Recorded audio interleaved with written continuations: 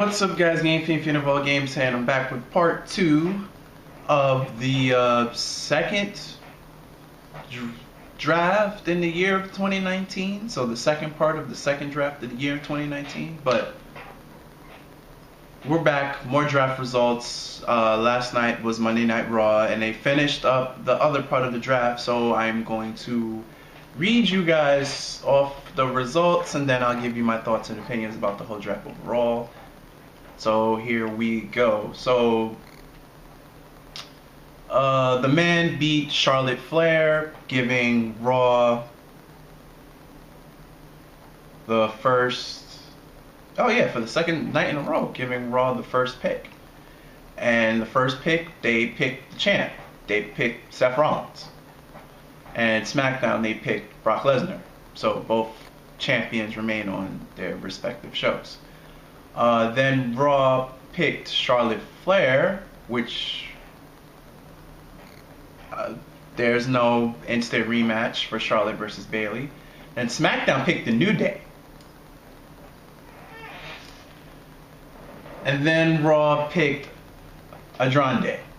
So round one, I guess you could say SmackDown has Brock Lesnar, because that's the only thing. Oh, and Raw has Charlotte Flair. So if you want to, it's like they traded Brock Lesnar for Charlotte Flair. At least that's what they looked at, because Seth and Andrade was on Raw to begin with from the last draft. So on to round number 2. Raw draft the Kabuki Warriors. SmackDown drafts Daniel Bryan. Raw drafts Rusev. SmackDown drafts Bayley, so no instant rematch for Charlotte Flair. And Raw drafts Aleister Black. Before this draft, I don't think Aleister Black and Ricochet had a home. Because when they brought up the new talent from NXT, they threw them on both shows. And it was like, oh yeah, because Aleister Black and Ricochet were on both shows, and then they threw them together as a random tag team, and that didn't last but about a bit of 2 months. So I think this is the first time that they're on a dedicated show, and they're both on Raw now. So they both got called up to Raw. Officially now they're both on Raw. So round 3, Raw gets Cedric Alexander. SmackDown gets Shinsuke Nakamura with Sami Zayn. Okay. Raw gets a 205 call up. They get Alberto Carlito, and SmackDown keeps Ali. And then the officials split up from Daniel Bryan and Eric Rowan. Raw gets Eric Rowan.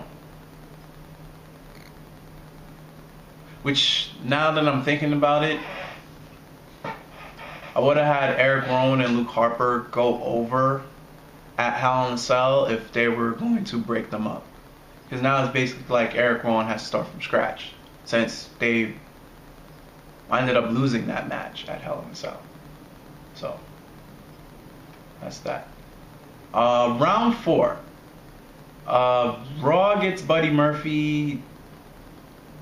SmackDown gets Dolph Ziggler and Robert Roode, who just lost the tag titles to the Viking Raiders Experience, whatever you call them. So they had the titles for what, like a month? Yeah, a month. Yeah, they had the titles for a month and a half, and already lost them. And now they're on SmackDown. Raw drafts Jinder Mahal, which lets me know he's probably coming back from injury very, very, very soon. Because if he wasn't, he probably just would have been undrafted or just randomly appeared. So that tells me that Jinder Mahal is coming back very, very, very soon from his knee injury. And SmackDown drafts Carmella, and then Raw drafts R-Truth. I don't know about that one, Chief. Why would you break them up? Granted, R-Truth has the 24/7 title, so he can appear on both shows. It's just Carmella can't save him on Raw. Yeah, I don't know about that split up, Teeth. I don't know about that one. Round 5, Samoa Joe gets drafted to Raw. The Miz gets drafted to SmackDown. I don't think the Miz switches shows every draft. Because in the first draft, the one that happened 2 weeks after WrestleMania, he got drafted to Raw. And then the other draft before that, he got drafted to SmackDown. And then the draft before that, he got drafted to Raw. And then the draft before that, he was on SmackDown. So every draft, the Miz changes the show. So the Miz got drafted back to SmackDown. At this point, you should have just... I know besides cashing in Money in the Bank, all his other highlights and good stuff is on SmackDown. So just make him a permanent SmackDown star. Just same thing with Edge. All of Edge's good stuff is all on SmackDown. Same thing with Eddie Guerrero. All of Eddie Guerrero's good stuff is all on SmackDown. I would just keep The Miz as a permanent SmackDown star. I wouldn't keep trading him back and forth. But yet again, The Miz changes shows. So The Miz is on SmackDown yet again. Raw drafts Tozawa, which, okay, now he's on the main roster, it seems. And then SmackDown drafts King Corbin, which... And this King Corbin and Chad Gable, not calling him Shorty Gable, and Chad Gable feud is going on a bit too far. Then Raw drafts Shelton Benjamin, which I forgot this dude still had a contract with WWE.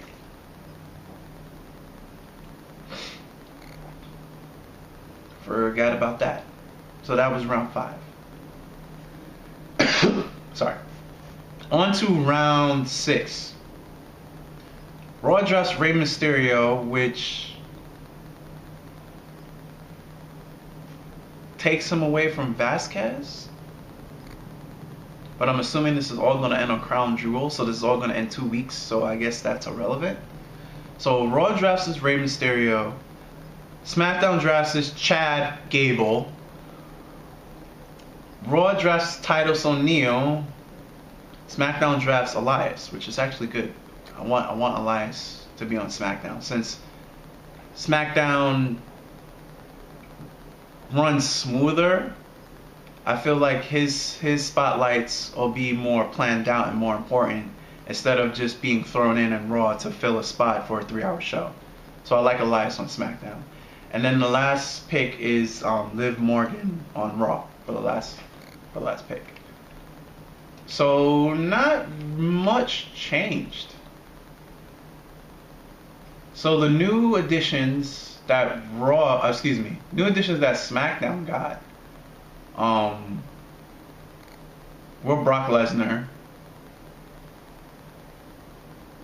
and Dolph Ziggler and Robert Roode. And Carmella.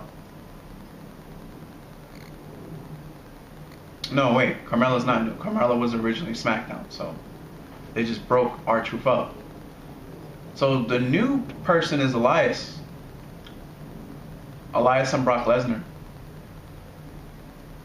Everyone else that got drafted was already on the show, was already on the SmackDown roster. But they're gonna, complete overall draft. Raw got a lot of new people, which I didn't expect. Raw got Charlotte Flair. Raw got Rusev. Raw got Aleister Black. Raw got R-Truth. Raw got Samoa Joe. And Raw got Rey Mysterio. But all in all, I thought it was going to be a lot more one-sided. So from the top superstars, SmackDown has Roman Reigns, The Fiend, Braun Strowman, Lacey Evans. Lacey Evans is up there. Lacey Evans is good at what she does. And New Day, Daniel Bryan, Bayley, Shinsuke, The Miz. Those are all the big names that I consider big names SmackDown got. Raw has Becky, The Club, Orton, KO,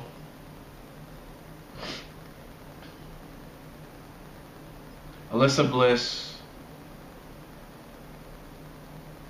Well, they have Alyssa Bliss and Charlotte. That's big.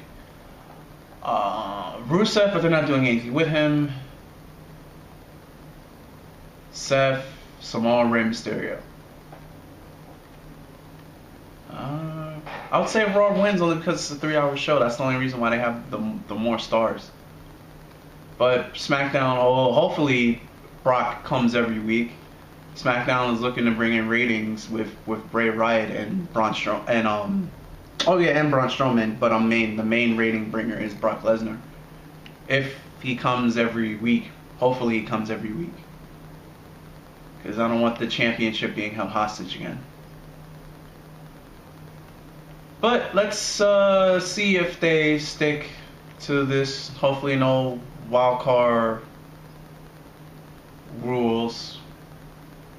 Hopefully. Fun fact, John Cena wasn't drafted. Well, John Cena's so big he could just go wherever he wants, so that doesn't really surprise me.